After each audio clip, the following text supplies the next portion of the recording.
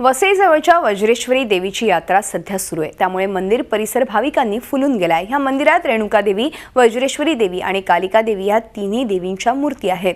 अक्षय तृतीयेच्या मध्यरात्री वज्रेश्वरी देवीची पालखी काढली जाते। रात्री 12 वाजता वाजत गाजत पालखी यात्रा काढून संपूर्ण गावातून ही पालखी मिरवली जाते। सकाळी 6 वाजता पालखी मंदिरात आणली जाते।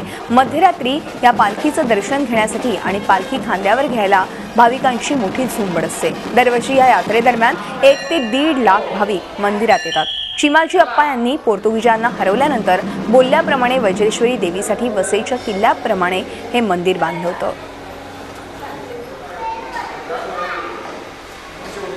पोर्तुगीजांवरती हल्ला करण्यासाठी चिमाजी अप्पा इथून जात होते, तेव्हा त्यांना देवीने साक्षात्कार दिल्यानंतर त्यांनी देवीला नवस केला होता की जर मी हे युद्ध जिंकलो तर तुझ्या ह्या किल्ल्यासारखं मंदिर बांधेन।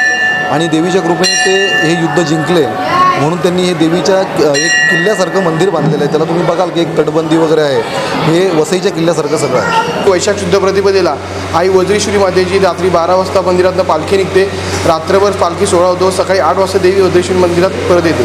वज्रेश्वरी मातेच्या जत्रेच्या दरम्यान किमान 1 ते 2 लाख भाविक दर्शनासाठी येत असतात आणि त्यांची सगळी सोय केली जाते।